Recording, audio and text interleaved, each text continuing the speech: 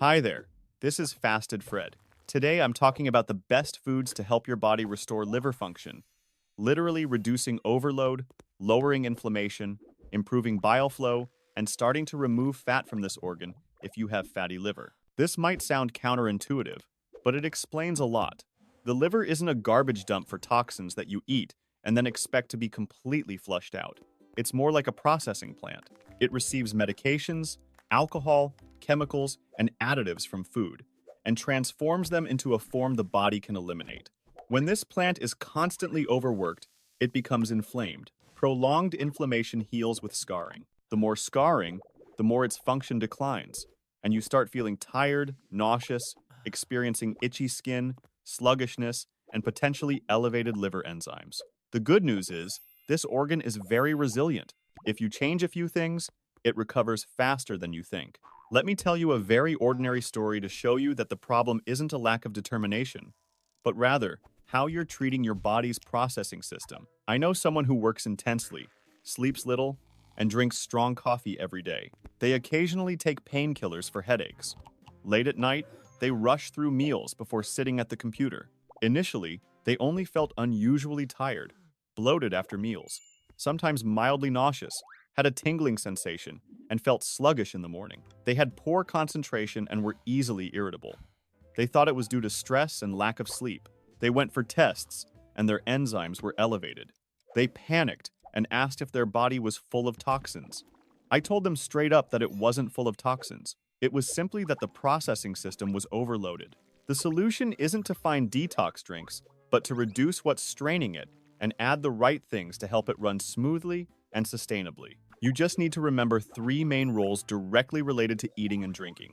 First, processing chemicals, alcohol, drugs, and additives. Second, producing bile. Bile is like dish soap. It helps you digest fats and extract fat-soluble vitamins from food. Thirdly, it participates in regulating energy and hormones, as it packages and regulates many substances transported in the blood. Therefore, when it's weak, you not only experience digestive problems, but you also become more prone to fatigue, inflammation, increased belly fat, low mood, and reduced stress tolerance. Signs that it's under stress aren't usually sharp pains. Common symptoms include lethargy, nausea, itching, jaundice, yellowing of the skin and eyes, inflammatory joint pain, sluggishness, and difficulty concentrating. If you have gallstones or difficulty digesting fatty foods, that's also a sign that the bile flow isn't smooth. This video has 3 key points to make it easy for you to follow and for viewers to implement. First, I clearly explain which foods support which functions, not general statements. Second, I share tips on how to eat properly to avoid wasting effort. Third, I've compiled a 7-day plan with meal examples, so you can start immediately without much thought. Now, for the main part, the most powerful foods. I'll explain it in a very simple way. Each food item is linked to a task that the liver needs. First up is the cruciferous vegetable group. You only need to remember one thing. This group helps to switch on detoxification and reduce inflammation. It includes broccoli, cabbage, kale, Brussels sprouts, radishes, arugula, and mustard greens. This group contains sulforaphane. You don't need to remember the name. Just understand that it helps increase processing enzymes and soothe inflammatory responses. It's especially helpful when you have to process caffeine, medications, chemicals, and especially when you have fatty liver. Interestingly, if you eat them consistently for a period of time, the enzyme boosting effect can last, meaning your body is upgraded rather than just benefiting from one meal. But here's a trick many people get wrong. Overcooking significantly reduces the effect.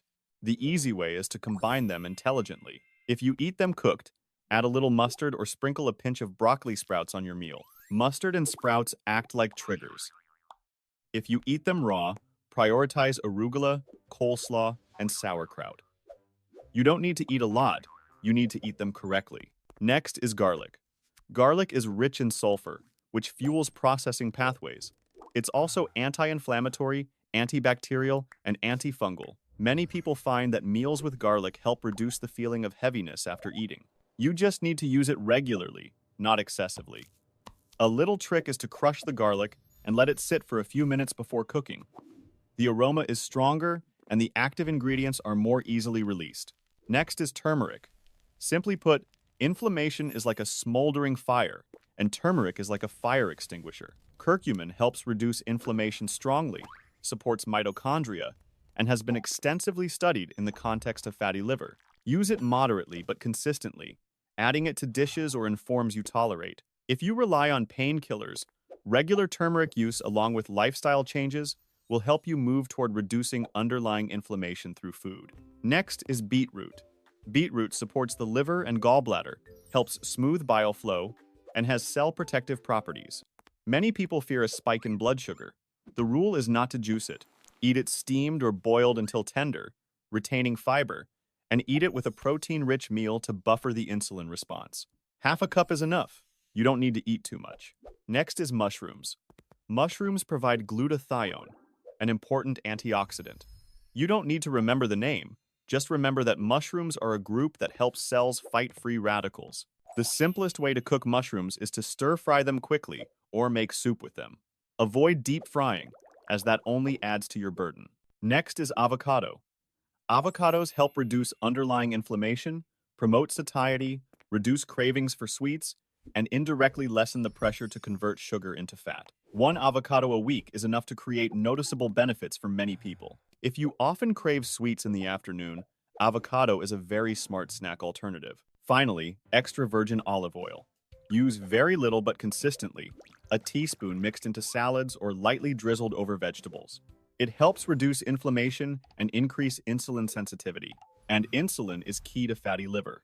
Don't drink the oil. Use it sparingly, but in the right places. Now, I'll combine everything into the simplest 7-day plan, so you can do it right away, and so can anyone else. Focus on a few things each day. Don't try to do too much. The goal for 7 days is to reduce overload, lower inflammation, smooth the bile flow, and begin removing fat from the liver if you have fatty liver. Do it in the correct order, because the first day is for clearing the way, and the following days are for injecting nutrients. Day 1 is the day to stop burdening your system. You do 3 things. First, completely cut out sugary drinks. Soda, milk tea, sweetened coffee, bottled fruit juice, stop them all. Second, have your refined carbohydrate intake for the day. If you eat 2 bowls of rice, reduce it to 1. If you eat bread for breakfast, switch to eggs or unsweetened yogurt. If you often eat snacks, eliminate them.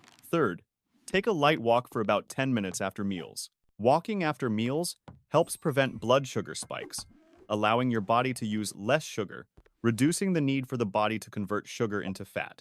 Day 2 is the day to activate the detoxification switch with cruciferous vegetables. Choose 1 meal a day and make sure to include this group of vegetables. If you eat them raw, make an arugula or coleslaw salad. If you eat them cooked, remember the activation trick. Add a little mustard or sprinkle a pinch of broccoli sprouts. The goal is for this group of vegetables to be clearly present, not just eaten for the sake of it. Day 3 is the day to reduce inflammation with garlic and turmeric.